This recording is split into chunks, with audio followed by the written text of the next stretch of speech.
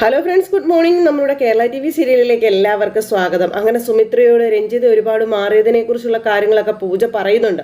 പക്ഷെ അതൊന്നും കേൾക്കാൻ സുമിത്ര തയ്യാറാകുന്നില്ല. ആൻറ്റിക്കിപ്പോൾ അമ്മയോട് ഒരു ശത്രുതയില്ല, സ്നേഹം മാത്രമേ ഉള്ളൂ എന്നും അതുകൊണ്ടാണ് ആൻറ്റി പറഞ്ഞത് ഞാൻ കേട്ടതെന്നൊക്കെ പറഞ്ഞു. അപ്പോൾ ചതിക്കാൻ വേണ്ടിയിട്ടാണ് അവൾ നിന്നെ ചേർത്ത് പിടിച്ചിരിക്കുന്നത്. എന്നിൽ നിന്നും നിന്നെ പറിച്ചെടുത്തുകൊണ്ട് പോകാനാണ് അവൾ ചേർത്ത് പിടിച്ചിരിക്കുന്നത്. അങ്ങനെയൊക്കെ പറഞ്ഞാൽ അതിൻ്റെ അർത്ഥം എന്താണെന്ന് നിനക്കറിയാമോ എന്ന് ചോദിച്ചു. നിന്റെ അച്ഛൻ്റെ ആഗ്രഹത്തിന് പകരം രഞ്ജിതയുടെ ആഗ്രഹം നടക്കണം, അതാണ് അവൾ ഉദ്ദേശിക്കുന്നത്. നിനക്ക് 25 വയസ്സാകുമ്പോൾ നിന്റെ പേരിൽ വന്നു ചേരുന്ന സമ്പത്തിൽ മാത്രമാണ് രഞ്ജിതയുടെ കണ്ണ്. നിനക്കറിയോ, ഇപ്പോൾ അവരെല്ലാം ചതിച്ച് നേടി കയ്യിൽ വെച്ചിരിക്കുകയല്ലേ. അതെല്ലാം അതുപോലെ തന്നെ അവളുടെ കയ്യിൽ നിലനിൽക്കണമെങ്കിൽ നിന്നെ കൂട്ടുപിടിച്ചാലേ പറ്റുള്ളൂ എന്ന് അവൾക്ക് അറിയാം. അതിനവള് നിന്റെ മുന്നിൽ വലിയൊരു നാടകം തന്നെയാണ് കളിക്കുന്നതെന്നും നിന്നോട് സ്നേഹമാണെന്ന് പറഞ്ഞ് തെറ്റിദ്ധരിപ്പിക്കുകയാണ് നിന്നെ. നീ അതൊന്ന് മനസ്സിലാക്കുക. നീ അത് വിശ്വസിക്കുകയാണ് മോളെ ചെയ്തത്. അറിഞ്ഞപ്പോൾ ഈ സത്യങ്ങളൊക്കെ നീ എന്നോട് പറഞ്ഞിരുന്നെങ്കിൽ ഇങ്ങനെയൊന്നും സംഭവിക്കില്ലായിരുന്നു എന്ന് പറഞ്ഞപ്പോൾ അമ്മ കരുതുന്നത് പോലെയൊന്നും അല്ല, പഴയ രഞ്ജിതാൻ്റെ ഒന്നും അല്ല ഇപ്പോൾ ഉള്ളതെന്ന് പൂജ ആവർത്തിച്ചു പറയുന്നു. അമ്മയോട് എന്ത് സ്നേഹവും ബഹുമാനവും ആണെന്നറിയാമോ എന്ന് ചോദിച്ചപ്പം എന്നിട്ടാണോ ജയിലിൽ വെച്ച് അവൾ എന്നെ വെല്ലുവിളിച്ചത്, എനിക്കുള്ളതെല്ലാം ഇല്ലാതാക്കുമെന്ന് അവൾ പറഞ്ഞതെന്ന് ചോദിച്ചു. നിന്നെ തിരിച്ചു പിടിക്കും എന്ന് പറഞ്ഞത്, ഇതൊക്കെ എന്നോട് സ്നേഹം ഉണ്ടായിട്ടാണോ മോളെ അവൾ പറഞ്ഞതെന്നൊക്കെ സുമിത്ര ചോദിച്ചപ്പം പൂജ ഞെട്ടി നിൽക്കുക. ഇവിടെ വെച്ച് അവളുമായുള്ള എല്ലാ ബന്ധവും നീ ഉപേക്ഷിക്കണമെന്ന് പറഞ്ഞപ്പം അമ്മ ആൻറ്റിയെ തെറ്റിദ്ധരിച്ചിരിക്കുകയാണെന്നും എല്ലാ സ്വത്തുക്കളും എൻ്റെ പേരിൽ എഴുതി തരാമെന്ന് ആൻറ്റി പറഞ്ഞതാ. ഇപ്പോൾ അത് വേണ്ടാന്ന് പറഞ്ഞത് ഞാനാണെന്ന് പറയുമ്പം ഓ അത് ശരി, അപ്പോൾ ഇതിനിടയിൽ അങ്ങനെ ഒരു നാടകമൊക്കെ നടന്നല്ലേ എന്ന് ചോദിച്ചപ്പം രഞ്ജിത ആൻറ്റി അത് വെറുതെ പറഞ്ഞതല്ല, ആൻറ്റി ശരിക്കും മാറി അമ്മേ, ഞാൻ പറഞ്ഞത് സത്യമാണ്. പഴയതൊക്കെ മനസ്സിൽ നിൽക്കുന്നത് കൊണ്ടാണ് അമ്മയ്ക്ക് ആൻറ്റിയെ മനസ്സിലാവാത്തത്. വേണമെങ്കിൽ ഞാൻ ആൻറ്റിയെ ഇവിടെ വിളിച്ചുകൊണ്ട് വന്ന് അമ്മയോട് ക്ഷമ പറയിക്കാം എന്ന് പറഞ്ഞപ്പോൾ അതിൻ്റെ ഒന്നും ആവശ്യമില്ല പൂജ. എനിക്ക് അവളെ മനസ്സിലാക്കാൻ നിന്റെ അച്ഛൻ്റെ വാക്കുകൾ മാത്രം മതിയെന്ന് സുമിത്ര പറഞ്ഞു. എൻ്റെ മരണം വരെ രോഹിത് എന്നോട് എന്തു പറഞ്ഞിട്ടുണ്ടോ അത് ഞാൻ പാലിച്ചിരിക്കും എന്നുള്ള കാര്യം നമ്മുടെ സുമിത്ര പറഞ്ഞു. ഞാൻ ജീവിച്ചിരിക്കുമ്പോൾ അവളുടെ ഒരു ലക്ഷ്യവും നടക്കില്ലെന്ന് നമ്മുടെ സുമിത്ര പറഞ്ഞു. പ്രതീഷിനെ വെച്ച് എന്നോട് പകരം വീട്ടാനുള്ള അവളുടെ കണക്കുകൂട്ടലുകൾക്ക് ഒരു ദിവസം തിരിച്ചടി കൊടുത്തിരിക്കും. കാരണം പ്രതീഷിനെ 10 മാസം വയറ്റിൽ ചുമന്നുകൊണ്ട് നടന്നതും പ്രസവിച്ചതും ഈ ഞാനാണെന്നും പറഞ്ഞു സുമിത്ര പറഞ്ഞു. എൻ്റെ മോൻ ഏതറ്റം വരെ പോകുമെന്ന് എനിക്ക് നല്ല ഉറപ്പുണ്ട്. ഇനി കാണുമ്പോൾ ഈ കാര്യം നീ ചെന്ന് രഞ്ജിതയോട് പറഞ്ഞേക്കാൻ പറഞ്ഞ് സുമിത്ര അവിടെ നിന്നങ്ങ് പോയി.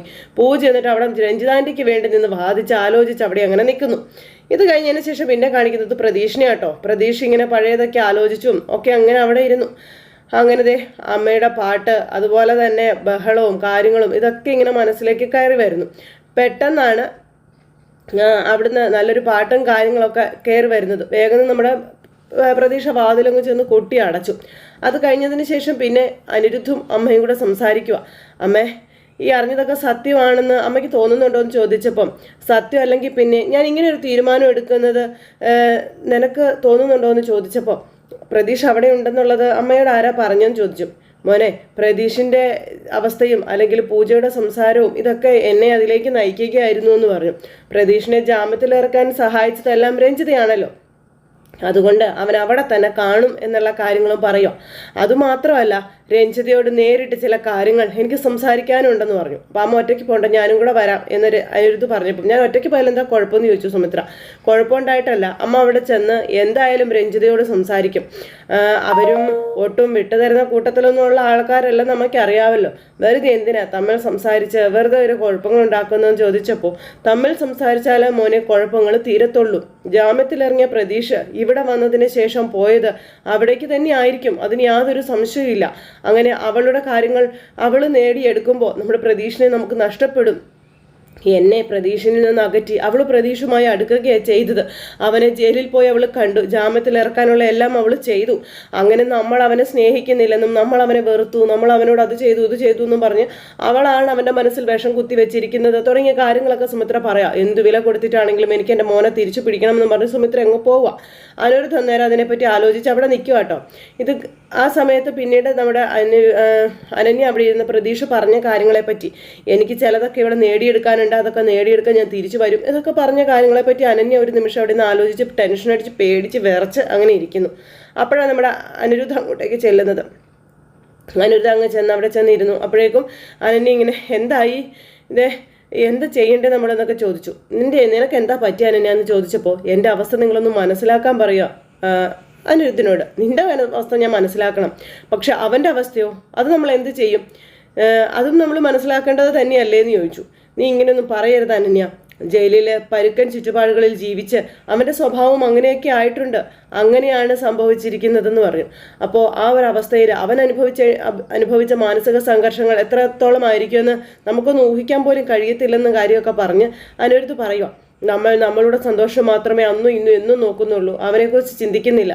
ഇത്രയ്ക്ക് നമ്മൾ സ്വാർത്ഥനാവണോ എന്നൊക്കെ അനിരുദ്ധ് ചോദിച്ചപ്പം ഇതിനൊക്കെ തുടക്കം കുറിച്ചതാരാ? പ്രതീക്ഷ തന്നെയല്ലേ എന്ന് ചോദിച്ചു അനന്യ. അവൻ നിർബന്ധിച്ചത് കൊണ്ടല്ലേ സ്വരമോളെ നമ്മൾ ഏറ്റെടുത്തത്? നമ്മൾ അവളെ മകളായി വളർത്തണമെന്ന് പറഞ്ഞതും അവൻ തന്നെയല്ലേ എന്ന് ചോദിച്ചു. അതിനിപ്പോൾ എന്താ ഇത്ര മാറ്റം വരട്ടെ? ഇപ്പം അവളെ എനിക്ക് എൻ്റെ സ്വന്തം മകള് തന്നെയാ. അവളെ വിട്ടുകൊടുക്കാൻ ഒരിക്കലും ഞാൻ തയ്യാറാവില്ല. അപ്പോൾ അത് ആ ഒരു സത്യം മറച്ചു വെച്ചുകൊണ്ട് നമുക്കൊരിക്കലും ജീവിക്കാൻ പറ്റില്ലെന്ന് അനിരുദ്ധ് അന്നേരം പറഞ്ഞു. പക്ഷേ അവൻ്റെ കുഞ്ഞിനെ അവനെ ചേർത്ത് പിടിക്കണ്ടേ? അവൻ്റെ കൺമുന്നിൽ സ്വന്തം മകള് അന്യയായി വളരുന്നത് അവൻ എത്ര നാൾ സഹിക്കുമെന്ന് ചോദിച്ചു. അവനങ്ങനെ ജീവിക്കാൻ പറ്റുമോ? അതുകൊണ്ട് അവൻ സത്യം വിളിച്ചു പറഞ്ഞാലും നമുക്കതിൽ അത്ഭുതപ്പെടാനൊന്നുമില്ലെന്ന് അനിരുദ്ധ് പറഞ്ഞപ്പോൾ, പക്ഷെ എനിക്കിതൊന്നും അറിയുകയും വേണ്ട കേൾക്കുകയും വേണ്ട, എൻ്റെ മോളെ നഷ്ടപ്പെടുത്തി കളയാൻ ഞാൻ തയ്യാറല്ല, എനിക്കെൻ്റെ മോളെ വേണം എന്നും പറഞ്ഞിങ്ങനെ പറഞ്ഞു. അപ്പോൾ നീ ഇങ്ങനെ ഇവിടെ കിടന്ന് ആദ്യം പിടിച്ചിട്ടൊന്നും ഒരു കാര്യമില്ല അനന്യ, അവനെ തിരിച്ചു കൊണ്ടുവരാൻ അമ്മ രഞ്ജിതയുടെ വീട്ടിലേക്ക് ഇറങ്ങുകയാണെന്ന് പറഞ്ഞപ്പോൾ നിങ്ങൾക്കത് തടയായിരുന്നില്ലെന്ന് ചോദിച്ചു അനന്യ. അപ്പം എനിക്കതിനൊന്നും സാധിക്കില്ലെന്ന് അനിരുദ്ധം പറഞ്ഞു. അവനെ തിരിച്ചു പിടിക്കാൻ പോകുന്നത് അവൻ്റെ അമ്മയാ, തടയാൻ എനിക്കെന്ത് അവകാശമാണ് ഉള്ളത്? അപ്പം ഇതങ്ങനെ അവകാശത്തിൻ്റെ കാര്യമൊന്നും അല്ല അനിരുദ്ധ്, നമ്മളുടെയും സ്വരമോളുടെയും ജീവിതത്തിൻ്റെ കാര്യമാണ്. നമ്മളതിന് നോക്കിയേ പറ്റൂ. സ്വരമോളുടെ സ്നേഹം അതെനിക്ക് വേണം, അതില്ലാതാവാൻ ഞാൻ സമ്മതിക്കില്ല അനിരുദ്ധ്, എനിക്കത് താങ്ങാൻ പറ്റില്ല, എൻ്റെ മോളെ എനിക്ക് നഷ്ടപ്പെടുത്തി കളയാൻ ഞാൻ സമ്മതിക്കില്ലെന്നും പറഞ്ഞുകൊണ്ട് അനന്യ ഇങ്ങനെ ഭയങ്കര ഇതായിട്ട് ഇങ്ങനെ ദേഷ്യപ്പെടുന്നു.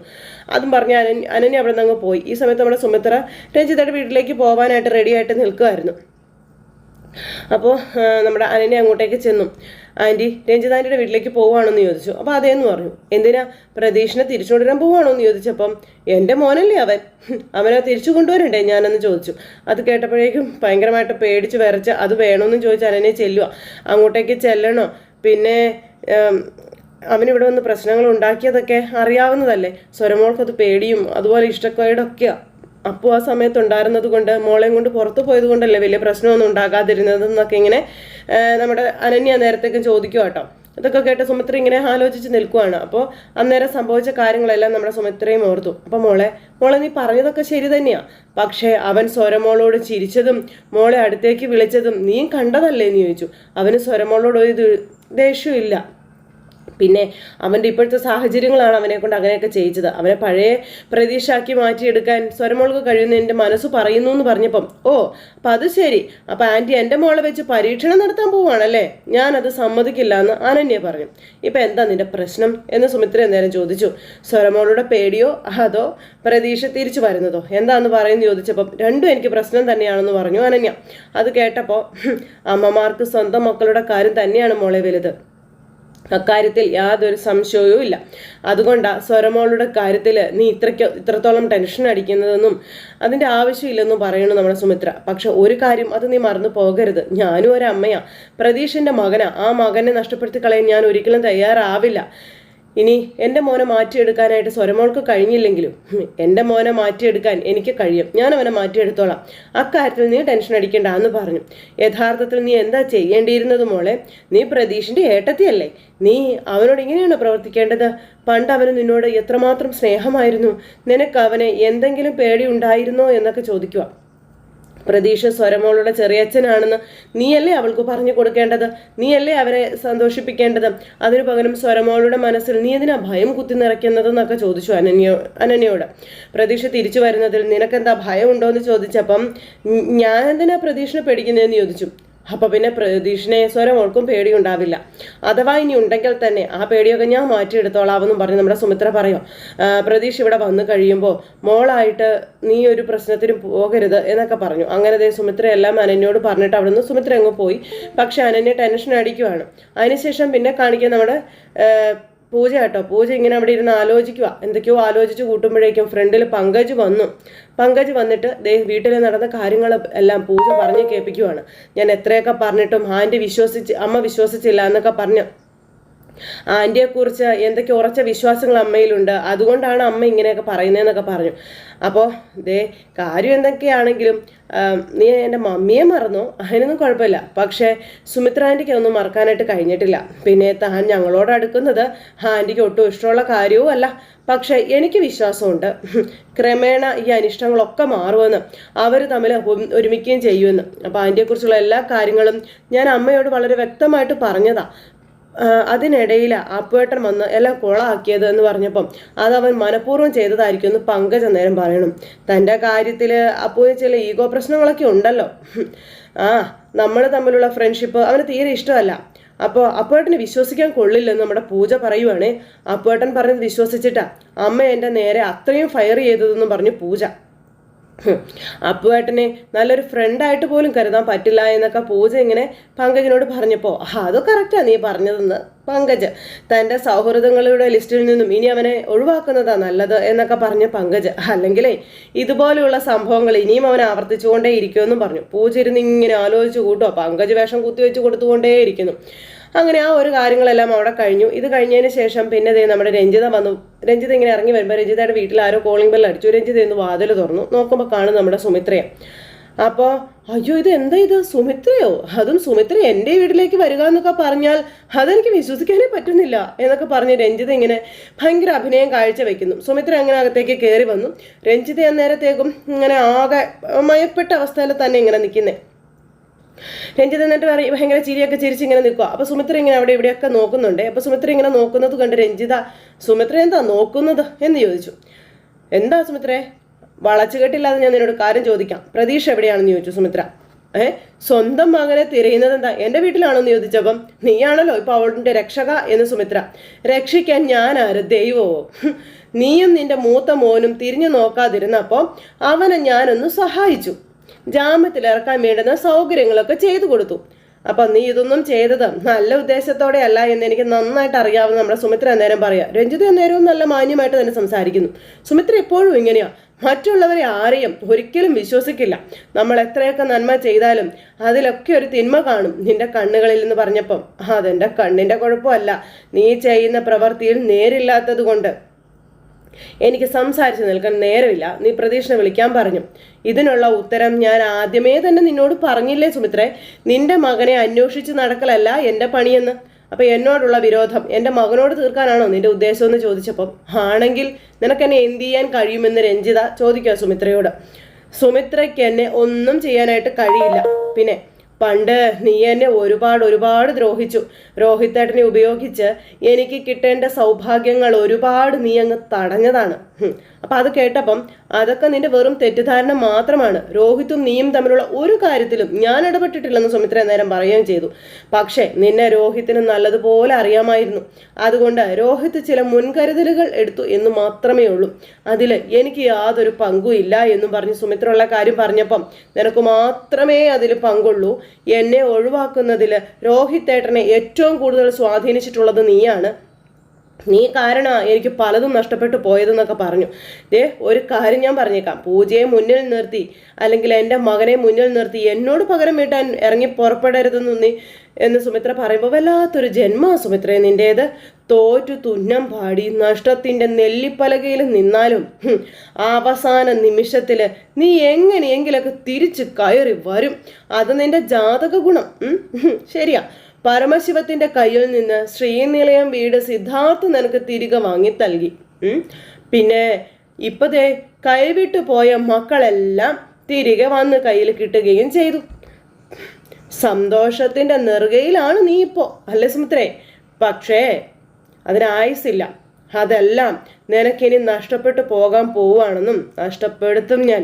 ഇപ്പം നിനക്കുള്ളതെല്ലാം ഒന്നൊന്നായി ഇല്ലാതാകുമെന്നും പറഞ്ഞ് സുമിത്രയെ വെല്ലുവിളിക്കുന്നു രഞ്ജിത. ഇല്ലാതാക്കും ഞാൻ എന്നൊക്കെ പറഞ്ഞ് അങ്ങനെ നമ്മുടെ